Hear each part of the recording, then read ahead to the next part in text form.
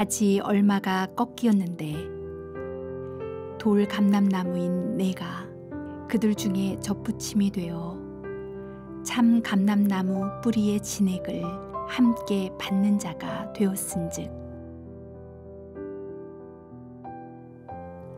성경의 감람나무는 오늘날에는 올리브나무라고 부릅니다. 올리브 아시죠? 우리나라에서는 잘 자라지 않지만 지중해 연안의 지역에서는 아주 많은 나무이고요. 많은 역할을 하는 소중한 나무입니다.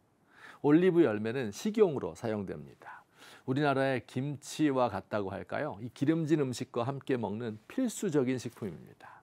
날로 먹기도 하고 소금에 절이고 굽고 삶고 튀기고 그 먹는 방법이 수백 가지나 됩니다. 피자에 얹혀 나오는 까맣고 동그란 토핑이 바로 올리브입니다. 그 열매에서는 기름을 짜는데 그 기름을 식용으로, 화장수로, 또 불을 켜는 기름으로 사용합니다. 이 올리브 나무의 수령이 다하면 나무를 젊게 하기 위하여 야생 올리브 가지를 꺾어 접붙이기를 합니다. 참 올리브의 부러진 가지에 야생 올리브 가지를 꺾어 붙인 후 헝겊으로 동여매고 흙을 바릅니다. 그러면 또다시 무성한 가지와 잎사귀를 내며 열매를 맺는 젊은 나무가 됩니다. 오늘 성경에서 돌 감람나무가 참 감람나무에게 접붙여졌다라고 하는데 야생 올리브나무 가지를 꺾어서 원래 올리브나무에 접붙이기를 한 것입니다. 참 올리브나무 가지가 꺾인 곳에 야생 올리브 가지를 접붙였다. 이게 무슨 뜻일까요? 참 올리브나무는 유대인을 가리키고 접붙여진 야생 올리브나무는 이방인 그리스도인을 가리킵니다. 하나님의 택한 백성이었던 이스라엘이 믿지 않게 되므로 하나님은 이들을 꺾어버리고 대신에 복음이 이방인에게 가게 되었다 하는 말입니다. 그런데요, 참 올리브 나무가 꺾이고 야생 올리브 가지가 접붙여지는 일은 역사 가운데 수없이 반복되는 현상입니다. 예수님께서 복음을 전할 때도 이스라엘 백성들 가운데 주류를 이루는 지도자들은 예수님 받아들이지 않았습니다. 그런데 뜻밖에도 예수님의 복음에 관심이 있는 사람들이 있었으니 바로 그 시대에 가장 낮은 사람들, 사람 취급도 받지 못하던 사람들, 죄인으로 여겨지던 사람들이었습니다. 예수님은 그 놀라움을 이렇게 표현하셨습니다.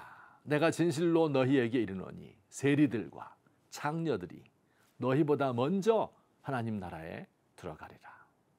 참 올리브나무 가지인 유대인 지도자들은 찍혀버리고 그 대신에 야생 올리브나무, 그 세리와 창기들이 그 자리에 접붙임을 받는다는 것입니다. 초대교회도 그랬습니다. 사도 바울 선생님은 방문하는 도시들마다 먼저 유대인의 회당을 찾았습니다. 근데 유대인은 믿지 않고 오히려 바울을 조롱하고 박해할 뿐이었습니다. 그래서 이방인에게 복음을 전했는데 그들은 기쁘게 받아들였습니다. 참 올리브나무의 가지는 찍혀졌고 야생 올리브의 가지가 접붙여진 것입니다.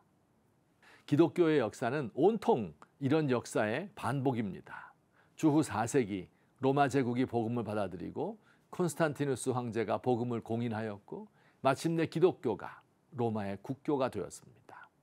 그런데 시간이 흐르면서 기독교는 타락을 했지요. 복음이 다른 곳으로 전파되었습니다.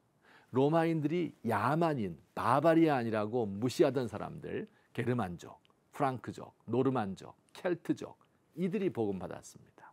유럽에 복음이 들어간 것입니다. 우리 시대는 서양 기독교의 시대가 다 지난 시대입니다. 기독교는 더 이상 서양의 종교가 아닙니다.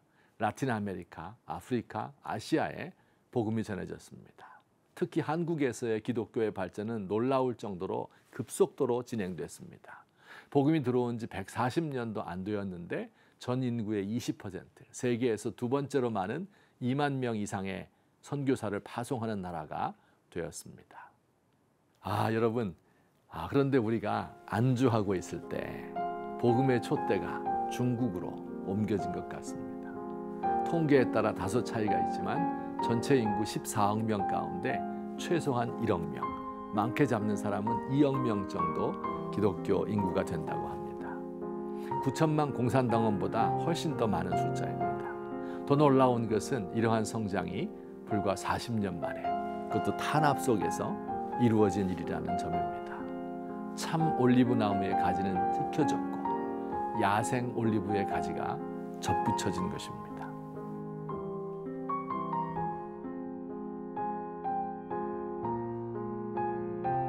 주님의 일하심이 놀랍습니다. 하나님의 백성으로 자처하던 사람들을 버리고 가장 낮은 사람들을 통하여 그 뜻을 이루어가는 하나님을 찬양합니다. 참 감람나무 가지를 찍어버리고 금촛대를 그 자리에서 옮기시는 우리 주님이 두렵습니다. 우리 대한민국 교회 버림받지 않고 다시 일어설 날이 있을 줄 믿습니다.